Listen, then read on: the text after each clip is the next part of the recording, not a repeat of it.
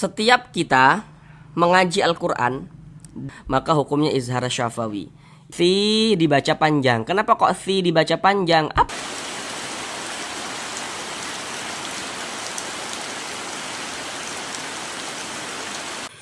Assalamualaikum warahmatullahi wabarakatuh. Di sini kami akan berupaya untuk membantu saudara semuanya, baik bapak dan ibu yang sudah lansia maupun saudara yang masih muda, yang kiranya masih belum lancar di dalam membaca Al-Quran, masih terbata-bata dalam membaca Al-Quran, kemudian masih belum memahami ilmu tajwid.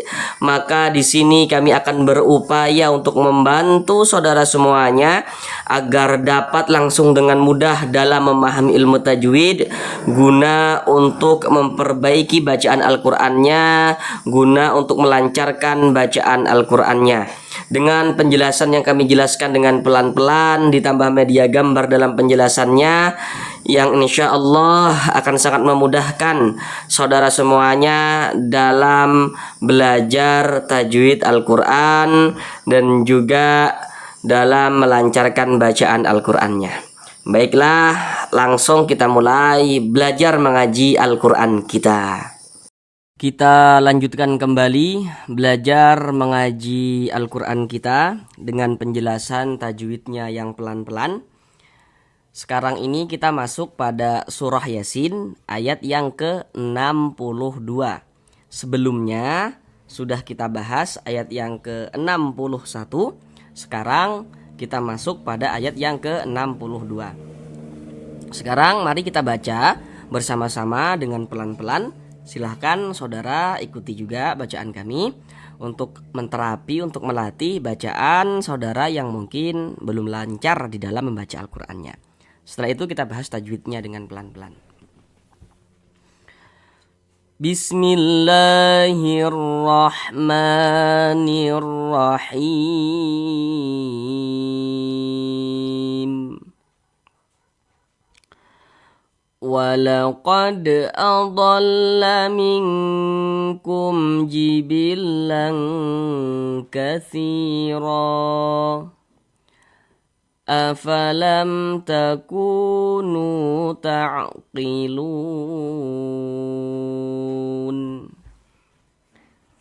Sekarang mari sama-sama kita uraikan tajwidnya, kita bahas tajwidnya dengan pelan-pelan. Pertama di sini walaqad.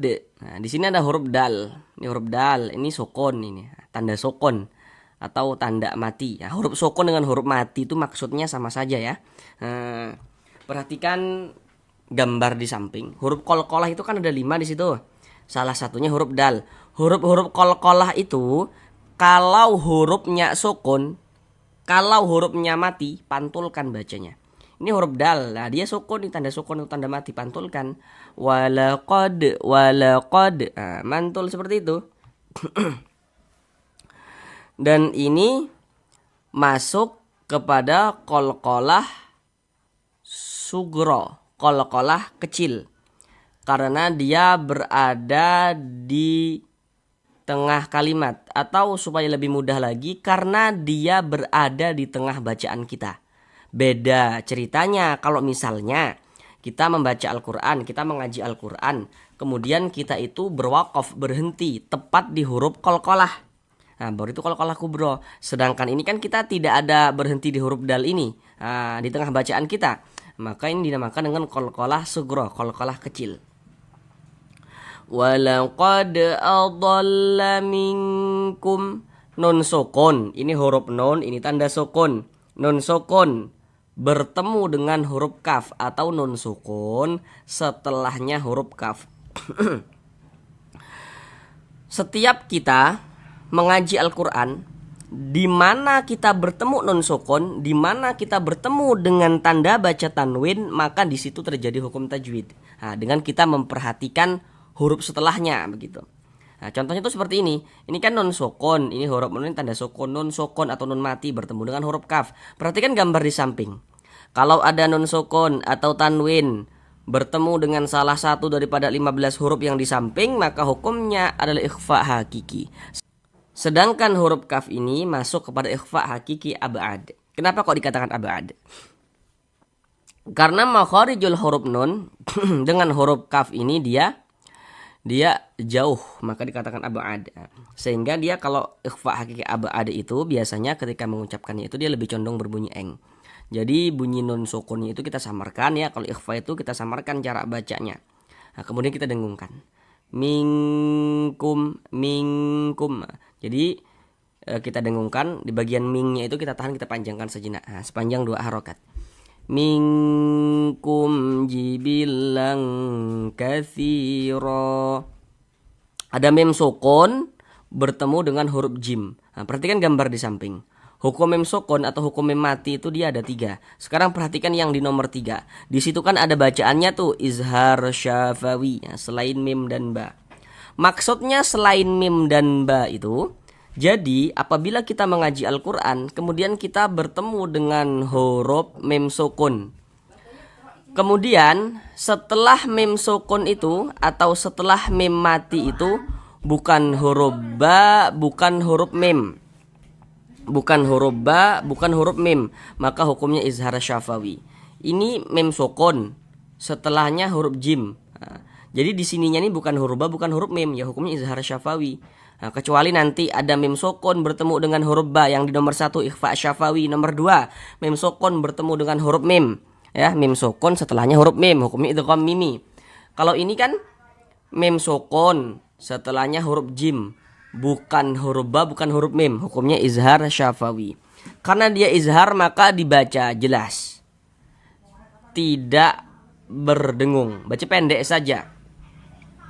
Minkum jibilang jangan dipanjangkan panjangkan gitu, jangan. Nah, pendek saja. Kemudian di sini tanwin bertemu dengan huruf kaf. Nah, tanda baca tanwin itu ada 3 bentuknya. Pasti saudara sudah tahu. Baris 2 di atas huruf namanya fathatain, baris 2 di bawah huruf namanya kasrotain, dan yang nomor 3 itu ada juga namanya dhammatain begitu. Jadi ada fathatain, ada kasrotain, ada dhammatain. Nah, dhammatain itu yang dhammah ada kurung di depannya kecil tuh, nah, itu dhammatain tuh. Jadi setiap ada nun sukun, setiap ada tanwin, di situ terjadi hukum tajwid. Nah, tadi sudah kami ingatkan itu.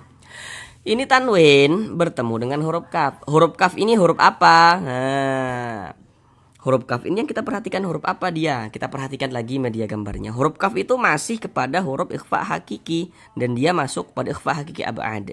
Jadi bunyi tanwinnya kita baca samar. Jangan dibaca jibilan berbunyi n jelas begitu, jangan. Kita samarkan. Jibilang. Nah, kemudian kita dengungkan. Jadi suaranya itu kita tahan, kita panjangkan sejenak. Nah, kira-kira sepanjang 2 harokat. Jibilang katsira. Si dibaca panjang. Kenapa kok si dibaca panjang? Apa tanda panjangnya? Perhatikan gambar di samping. Di situ kan ada rumus mad tabi'i itu. Rumus 1, rumus 2, rumus 3. Perhatikan yang perlu kami jelaskan terlebih dahulu. Yang di warna hitam itu ada rumus 1 warna hitam, rumus 2 warna hitam, rumus 3 warna hitam. Yang warna-warna hitam itulah yang disebut dengan huruf mad. Jadi huruf mad itu ada 3. Nomor 1 huruf ya sukun sebelumnya harokat kasroh. Nomor 2 tuh rumus 2 huruf waw sukun sebelumnya harokat dhammah. Rumus 3 huruf alif sebelumnya harokat fathah. Nah, itulah yang dinamakan dengan huruf-huruf mad.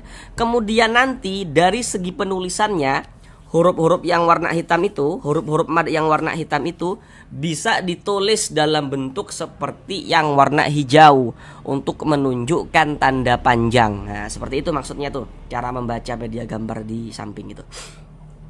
Kemudian si dibaca panjang. Ini si dibaca panjang. Kenapa kok si dibaca panjang? Tanda panjangnya itu apa? Nah, perhatikan yang di rumus 1. Rumus 1 warna hitam, perhatikan. Jadi apabila kita mengaji Al-Quran, kemudian kita itu bertemu dengan huruf ya sukun. Ini huruf ya, ini tanda sukun. Huruf ya sukun atau disebut juga dengan huruf ya mati. Jadi kalau ada huruf ya sukun, sebelum huruf ya sukun ini.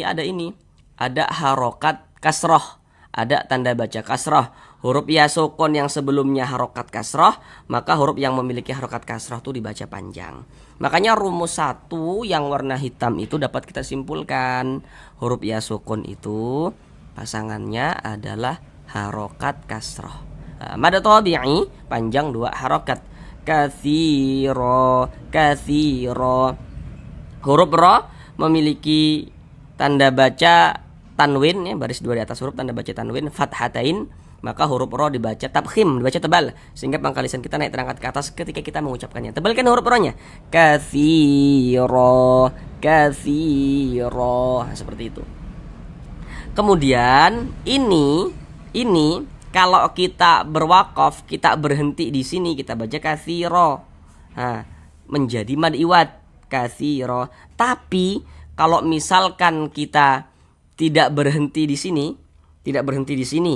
nah, maka kita perhatikan di sininya. Nah, maka terjadi hukum tajwid karena ini tanwinnya tuh bertemu dengan huruf hamzah. Tapi karena tadi kita membacanya itu kita berhenti di sini, maka ini tidak terjadi hukum tajwid, karena kita berhentinya tepat di huruf ro tadi berhentinya tuh. Nah, kan tetapi terjadi hukum mad di sini. Menjadi mad iwad. Ini kita baca katsiro, jangan dibaca katsiron, jangan, tapi dibaca katsiro. Mengapa begitu? Ini namanya mad iwad. Tandanya mad iwad itu, perhatikan tandanya. Pertama, dia ada huruf alif. Ada huruf alif, kemudian sebelum huruf alif ada ini, ada tanda baca tanwin fathatain. Kemudian kita berhenti di huruf yang memiliki tanda baca fathatain ini, sehingga terjadilah mad iwad. Sehingganya katsiron diganti tanwinnya menjadi fathah, dibaca katsiro, dipanjangkan 2 harokat. Itu namanya mad iwad. Ingat ya tadi ya, ada alif, sebelumnya ada harokat fathatain. Dia terjadi pada fathatain saja. Terjadi pada alif yang sebelumnya harokat fathatain saja. Nih, terjadi pada baris 2 di atas huruf saja, tanda baca tanwin saja. Kemudian kita berhenti tepat di huruf yang memiliki tanda baca fathatain ini. Kemudian di sini ada tanda waqaf qaf dengan lam yang bermakna al-waqfu aula. Jadi maksudnya itu, kalau kita menemukan tanda waqaf seperti ini, maka lebih utamanya itu kita berwakaf dulu, karena ini maknanya itu al-waqfu aula. Jadi artinya itu berwakaf lebih utama. Jadi kalau menemukan tanda wakaf seperti ini, maka lebih utamanya itu kita berwakaf dulu, berhenti dulu, kita ambil napas, baru setelah itu kita lanjutkan lagi bacanya, seperti itu. Kemudian di sini afalam takunu, mim sukun bertemu dengan huruf ta, mim sukun setelahnya huruf ta. Harusnya saudara sudah bisa tahu apa hukum tajwidnya ini.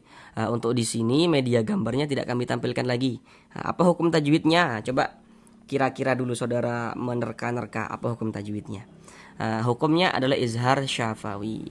Karena di sini mim sukunnya tidak bertemu dengan huruf ba, tidak bertemu dengan huruf mim. Ini kan mim sukun. Setelahnya di sini bukan huruf ba, bukan huruf mim, tapi ini huruf ta, maka hukumnya izhar syafawi. Tadi di atas sudah detail kami jelaskan, sama dengan ini. Ku dengan nu dibaca panjang. Ku dibaca panjang, nu dibaca panjang. Perhatikan gambar di samping, penjelasannya sama, terletak di rumus 2. Rumus 2 yang warna hitam. Rumus 2 warna hitam, perhatikan pada media gambarnya itu. Setelah saudara perhatikan, sekarang perhatikan penjelasan kami. Ku dibaca panjang. Jadi apabila kita mengaji Al-Quran kita bertemu dengan huruf waw sukun. Ada huruf waw, ada tanda sukun. Sebelum waw sukun ada ini, ada harokat dhammah. Ini namanya harokat dhammah atau tanda baca dhammah. Maka huruf yang memiliki tanda baca dhammah ini dibaca panjang, sehingga ku dibaca panjang. Mad tabi'i panjang 2 harokat. Afalam takunu, nu juga dibaca panjang. Karena di sini ada huruf waw sukun, ada huruf waw, ada tanda sukun. Sebelum waw sukun ada ini nih, ada tanda baca dhammah. Maka huruf yang memiliki tanda baca dhammah, karena letaknya itu berposisi tepat sebelum huruf waw sukun, maka dia dibaca panjang. Sehingga nu dibaca panjang. Jadi kalau kita membaca Al-Quran, kita lihat-lihat, kita perhatikan seperti itu. Ada waw, ada tanda sukun, sebelumnya ada harokat dhammah, maka huruf yang memiliki harokat dhammah dibaca panjang. Takunu, mad tabi'i panjang 2 harokat. Ini masing-masing dibaca 2 harokat. Ku dibaca 2 harokat, nu dibaca 2 harokat panjangnya. Takunu ta'qilun. Lun dibaca panjang. Ini namanya mad arid li sukun. Namun pada awalnya dia itu namanya mad tabi'i, tapi nanti dia berubah menjadi mad arid li sukun. Kenapa kok bisa berubah? Apa yang menyebabkan, begitu kan? Sekarang perhatikan lagi rumus 2 warna hitam, masih di rumus 2 warna hitam, perhatikan. Lu dibaca panjang. Kenapa kok lu dibaca panjang? Pasti saudara sudah tahu apa sebabnya kenapa kok lu dibaca panjang. Iya, karena di sini ada huruf waw sukun. Ada huruf waw, ada tanda sukun. Sebelum waw sukun ada ini nih, ada harokat dhammah, ada tanda baca dhammah. Maka huruf yang memiliki tanda baca dhammah ini dibaca panjang, sehingga lu dibaca panjang. Nah, pada awalnya dia namanya mad tabi'i, samalah dengan ini pada awalnya tuh. Nah, kemudian mad tabi'inya bertemu dengan ini, dengan huruf yang kita sukunkan, dengan huruf yang kita matikan, berubah nama menjadi mad arid li sukun. Panjangnya mad arid li sukun itu boleh 2 harokat, boleh 4 harokat, boleh juga 6 harokat. Yang terpenting konsisten dalam sekali bacaan. Maksudnya konsisten itu dalam setiap kita mengaji Al-Quran. Apabila mad arid li sukunnya kita baca 2 harokat, maka saat kita mengaji Al-Quran itu, jika bertemu mad arid li sukun kita baca 2 harokat. Semuanya kita baca 2 harokat. Kita samakan antara atas dan bawah. Kalau misalkan kita baca 4 harokat, ya semuanya kita baca 4 harokat gitu. Tidak boleh selang-seling dalam setiap kita membaca Al-Quran. Seperti itu. Huruf yang kita sukunkan mana? Huruf nun. Ini kalau kita berhenti gitu ya, berwakaf di huruf nun, kita baca ta'qilun. Jangan dibaca ta'qiluna. Nah, jangan salah. Kenapa begitu? Jadi aturannya itu ya, peraturannya itu ya, kaidahnya itu, kalau kita mengaji Al-Quran, kemudian kita itu berwakaf, berhenti kita, memutus bacaan kita ya untuk mengambil napas tepat di huruf yang tidak dibaca panjang, maka hurufnya itu kita sukunkan, kita matikan. Ini kan kita berwakaf, berhenti di huruf nun. Nah, tadi apa aturannya? Kalau berhenti tepat di huruf yang tidak dibaca panjang, hurufnya itu kita sukunkan. Sehingganya ini kita berhenti di huruf nun tidak dibaca panjang, hurufnya kita sukunkan. Kita baca ta'qilun. Nah, sekarang mari kita ulang bersama-sama sekali lagi dari awal. Walaqad adalla minkum jibillan katsira afalam takunu ta'qilun. Sampai di sini belajar mengaji Al-Quran kita. Sampai bertemu di belajar online pada pertemuan yang selanjutnya. Assalamualaikum warahmatullahi wabarakatuh.